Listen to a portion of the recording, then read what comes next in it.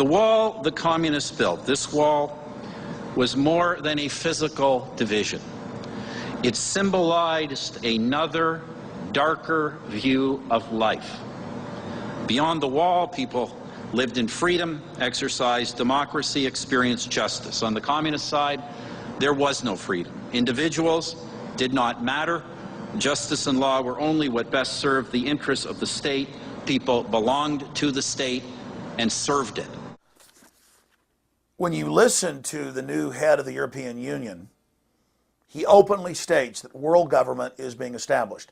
When you listen to Al Gore, he speaks of global governance built around the Copenhagen Treaty. When you listen to Ban Ki-moon, he states the same thing. There's no more any room for denial. World government has arrived. The construction of a new world order. That's what this is about. And that's the sort of dialogue the Chinese are generally good at. A new world is emerging. It is a new world order. It was the difference between whether the people choose who governs them or the government chooses the people by choosing who will live and who will not.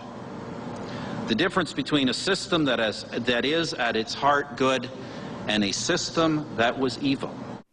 The phony environmentalists at the top know this has nothing to do with the environment. It has to do with a massive power grab to control the future destiny of civilization and society, and most importantly, to freeze the third world, their economic development. Just in the United States, in the last 5 years, more than a third of our agricultural base has been used to produce ethanol. This has triggered, admittedly, a doubling in world food prices in the last 3 years, and riots, food riots, as people starve to death across the world. This is eugenics. This is genocide. The global elite believe humans are parasites, and they are carrying out a program of genocide against free humanity. Please tell everyone you know that this is a distraction from real environmental crises like cross-species genetic engineering and toxic waste dumping and overfishing of the oceans, real issues that aren't being addressed. This is a global authority taking control of the life-giving gas carbon dioxide and listing it as a toxic pollutant so they have the power to tax and destroy and consolidate the world economy. Sir, can you comment on the emails and documents that were revealed that were hacked on Climategate? Climategate that says that the research is a fraud and it's all manipulated. Can you give a comment? Can you give me a comment, sir? It's fraud.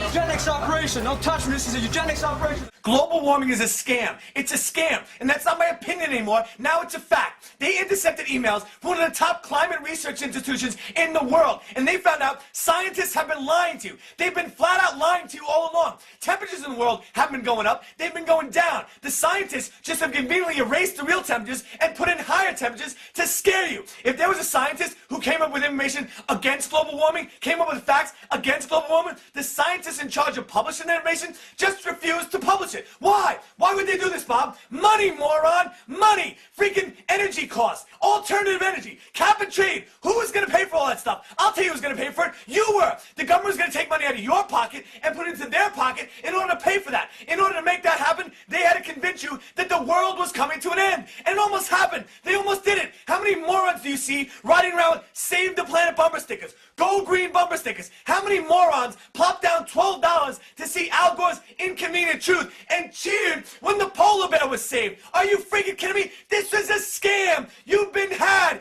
Are you aware of the list, the published list of 31,000 scientists who oppose this idea of global warming? I don't doubt that there are. There's 6,000 of our PhDs. I don't doubt that that there's such a list, Lester. I think there's no real scientific basis for the dispute of this. Say, let me whitewash a little. Yeah. This man wants to create a centralized global government. 31,000 scientists. That man this is Nazi fascism. Not a flawed or inefficient system, but like its totalitarian cousin, fascism, the antithesis of our highest values. one of the two great 20th century threats to the very existence of our civilization, an evil to be understood so that it may never again be repeated. And on this, the eve of the UN Copenhagen Summit on climate change, the Commonwealth has an opportunity to lead once more. Prince Philip, who once claimed he would like to come back as a deadly virus to combat the problem of overpopulation, is directly involved in the research unit at East Anglia through funding from the WWF. This unit, in turn, is directly involved in formulations used by the Intergovernmental Panel on Climate Change, the agency cited by such liars as Al Gore as being an authority in the matter. More than that, the IPCC is acting as dictator over the climate research. Climate science has been shown to be, in part, a sub-branch of climate politics. It is a situation intolerable even to serious minds who are on side with global warming, such as Clive Crook, who wrote in Atlantic magazine about this scandal as follows: "The stink of intellectual corruption is overpowering." Climate science needs its own reset button, and Climategate should be seen not primarily as a setback, but as an opportunity to cleanse scientific method, to take science away from politics, good causes, and alarmists, and vest climate science in bodies of guaranteed neutrality, openness, real and vigorous debate, and away from the lobbyists, the NGOs, the advocates, the Gores, and professional environmentalists of all kind. Too many of the current leadership on global warming are more players than observers, gatekeepers, not investigators, angry partisans of some global re-engineering, rather than the humble servants of the facts of the case. Read the emails. You'll never think of climate science quite the same way again. It is profoundly wrong to condemn whole populations based on class, just as it is to condemn them based on race. And it is profoundly evil to seek to resolve political debate through the annihilation of the other side, whether it is called a final solution, the end of history, or any such euphemism. The United Nations can and should play an essential role in helping the world find a satisfactory way of stabilizing world population. As Canadians, as conservatives, as liberals, as others, we are opponents, but we are not each other's enemies. We are each other's fellow citizens. We battle with ballots, not with bullets. One side wins and accepts the rights and the responsibilities of government. The other lives in opposition and in freedom to fight another day. And so it has been for over 140 years and even longer. And we are all the better for it. A global commons. That means the sea, the air, and outer space. They talk about reforming the United Nations and expanding NATO.